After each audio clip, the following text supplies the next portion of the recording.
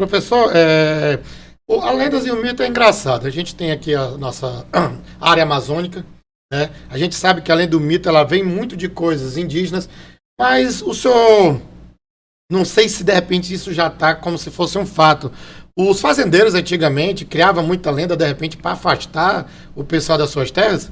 Sim, na verdade eles se aproveitavam daquilo que já existia, né, para poder intensificar o discurso, por exemplo, de que você não podia chegar mais naquela região, assim, no sentido de que hoje, trazendo para a realidade, seria um pouco de invasão, por exemplo. Hoje que as terras, as fazendas, por aí, mundo afora, no nosso país, se tiverem, por exemplo, isoladas, acabam sendo... me fugiu o termo agora, acaba sendo tomadas por alguns movimentos. Nós temos o movimento dos sem terra, que às vezes não tem onde morar, e acaba se apossando, né, de determinadas regiões, e de determinadas localidades, né, no caso as fazendas, etc, etc. Não estou aqui criticando o movimento, pelo amor de Deus. Estou colocando aqui uma realidade, né?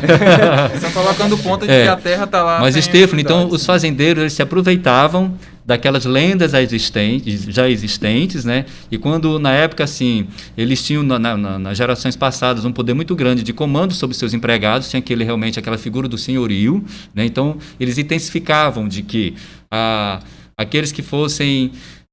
por exemplo, em horas de folga, fosse sair para uma festa, para um baile, fosse se divertir à noite, digamos assim, para a geração nova entender. Então, eles seriam punidos no caminho por uma alma, que essa expressão, não sei se vocês já ouviram falar, que é muito comum. A mãe, às vezes, quando fazia menino, vai dormir, senão a alma vai te pegar. Senão, não sei o que, lá tem... eu tenho medo de alma. A gente fala, o que é alma?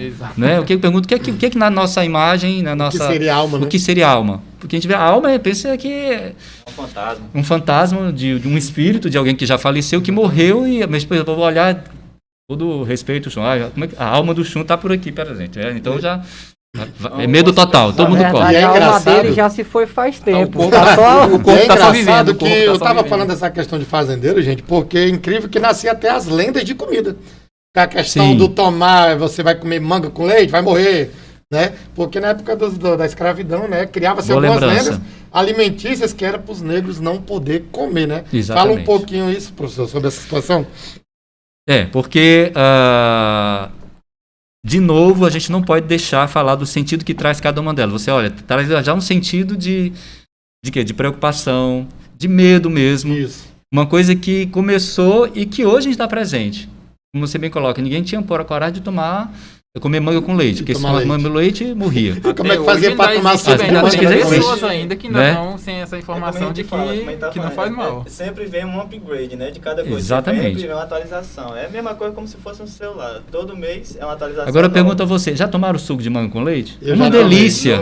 Uma delícia, né? Parece que às vezes aí tu ainda ficava com aquela preocupação.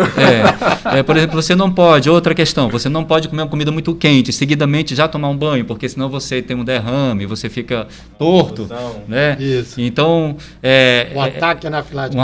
Exatamente. Então, tudo isso era justamente para afastar aquilo que não pode ser, que não poderia ser feito. Ora, se o senhorio, né, lá desde o sistema feudal até dos grandes fazendeiros, vamos trazer para a geração mais atual, claro que eles tinham que colocar uma certa regra e alinhar dessa regra, trazer o que não pode isso, que não pode aquilo, justamente para afastar os criados, os empregados que não comessem aquilo. Até na colheita, por exemplo, tem... você não pode tomar café misturado, em seguida vai tomar um café e tomar, sei lá, um gole de água, né? O que acontece? Talvez vocês lembram, se você tomar café quente e tomar água gelada, o que acontece? O que é que nós aprendemos com isso? Trincava os dentes, né? Isso, trincava os dentes, eu furava os dentes. Menino, não tá tomando água gelada misturado com esse café, que eu acabou de tomar café. Era mais gostoso que pois é. Não é verdade? Olha só, como é que tudo é questão cultural. No entanto, na Europa, por exemplo, você vai num café, um café é um nome de estabelecimento, próprio nome, café, ele te serve uma xícara lindíssima com café e, em seguidamente, já um copo d'água. Né? Porque você toma o café, seguidamente já toma água. Quer dizer, isso é uma questão cultural. Sim. Para nós lenda mesmo, pode ver que isso é lenda urbana, né? Lenda urbana, aquela lenda, uma lenda que sempre cria, e leva isso aí por gerações, né? Vai embora. Exatamente. Incrível isso. Só a gente pode estar ressaltando aqui também que a criação das lendas que surge, ela é muito importante para a identidade de um povo, né? Para a nossa cultura. através dessas lendas existem muitas festas daquela lenda, né? Existem as músicas daquela lenda. Existem brincadeiras ou diversas coisas, projeto em escola daquele tema folclore, por exemplo, que nós temos até agora. Então, essa é a importância qual a importância, assim, em geral, das lendas para a sociedade em si? Nesse sentido, como eu falei no início, tem um leque tão grande, você aborda uma questão muito bem da gente ressaltar também a identidade cultural.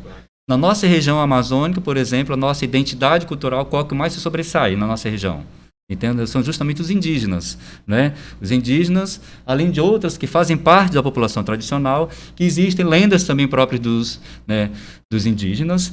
Então, quer dizer, essas lendas, ela intensificam uma identidade cultural, uma identidade do ribeirinho, isso tratando já, né, na Amazônia, estritamente aqui em Cruzeiro do Sul, que fomentam essa conversa de pé de orelha, de beira de barranco, porque na época passada, claro, a gente não tinha internet, não tinha redes sociais, não tinha telefone, não tinha nada. O instrumento, digamos assim, tecnológico mais avançado daquela época era o rádio. Parabéns aí às rádios que hoje ainda se mantém até hoje. Então, quando eles não tinham o que falar, eles se reuniam na beira do barranco, na frente das casas, à luz da lamparina ou da poronga, que nem vela era. Então, aí começavam a vir à tona essas questões das conversas, do disse-me-disse, dos boatos. E esse disse-me-disse e esses boatos tiveram uma força tão grande que eles acabaram sendo, alguns deles, intensificados como o mito ou a própria lenda.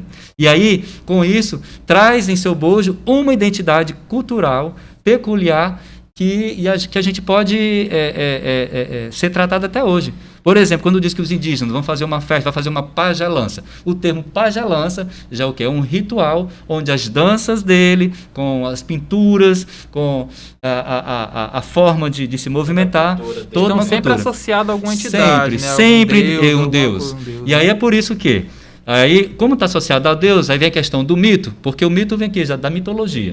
E você sabe que a mitologia nasceu na Grécia Antiga, né? E a Grécia Antiga cultuava justamente através o culto cultuava os deuses, né? E aí aquilo que era verdadeiro, que era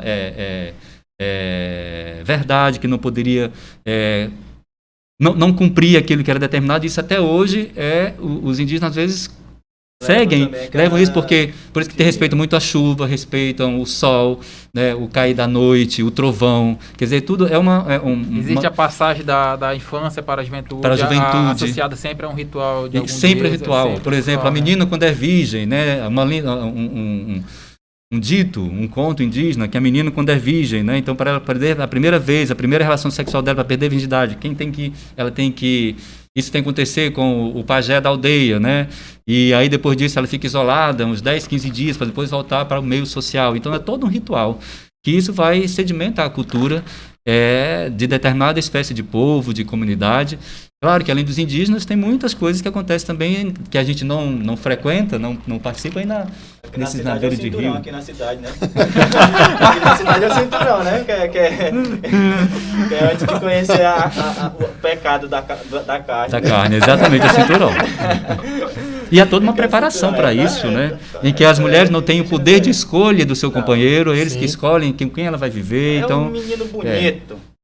Claro que isso só para dizer que esse discurso ele intensifica e aí fica como regra estabelecida, né, que para nós, como não serve, isso é mito, só pode ser lenda mesmo. Ou então usa o próprio termo já, isso é mentira. Mas às vezes é uma mentira que para eles não é mentira, é uma verdade que tem que ser respeitada, entendeu?